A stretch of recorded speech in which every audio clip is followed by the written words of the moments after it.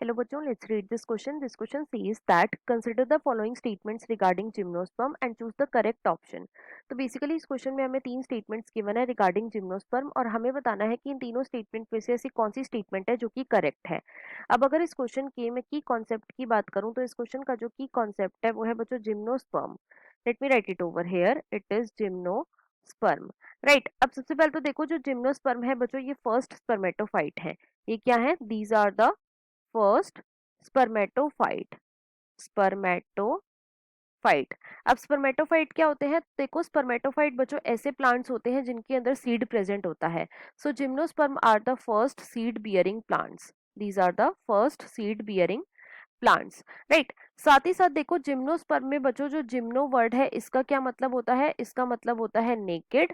और जो sperm word है बच्चों इसका क्या मतलब होता है? इसका मतलब होता है सीड। तो जिम्नोस्पर्म क्या है? These are the naked seeded plants. अब इन्हें हम नेकेड सीडेड प्लांट्स क्यों बोलते हैं? क्योंकि देखो इनका जो सीड होता है बच्चों ये किसी भी ओवरी या फिर मैं बोल सकती हूँ किसी भी फ्रूट के अंदर एनक्लोज नहीं होता।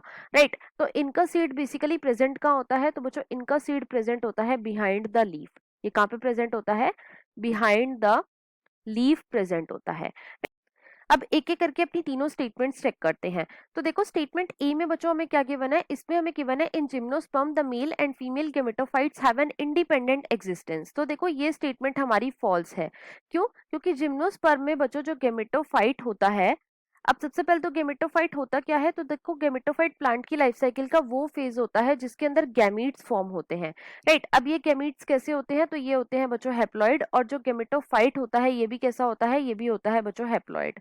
तो जो गेमेटोफाइट होता है बच्चों जिम्नोस्पर्म में, अब चाहे ये मेल गेमेटोफाइट हो या फिर ये फीमेल गेमेटोफाइट हो, बच्चों ये इंडिपेंडेंट नहीं होता। तो ये क्या होता है? ये होता है बच्चों डिपेंडेंट। अब ये किसके ऊपर डिपेंडेंट होता है? तो ये होता है बच्चों स्पोरोफाइट के ऊपर डिपेंडेंट।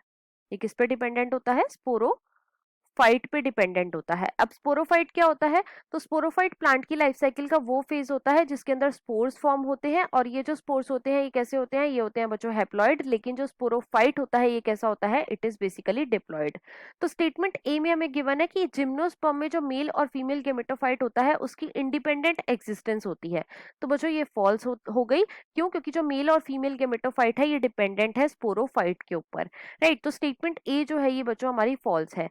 स्टेटमेंट बी में हमें क्या गिवन है? स्टेटमेंट बी में बच्चों हमें गिवन है the multicellular female gametophyte is retained with in the megasporangium. तो देखो ये स्टेटमेंट हमारी ट्रू है।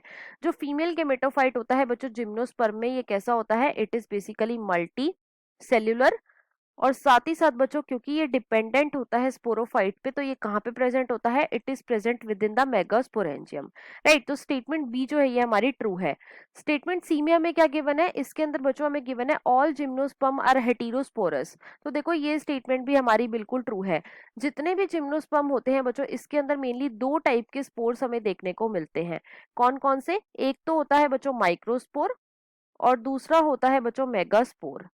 Second is mega spore. Right, अब देखो जो माइक्रोस्पोर होता है बच्चों ये जर्मिनेट करने के बाद बनाता है मेल गेमेटोफाइट। और जो मेगास्पोर होता है बच्चों ये जर्मिनेट करने के बाद बनाता है फीमेल गेमेटोफाइट।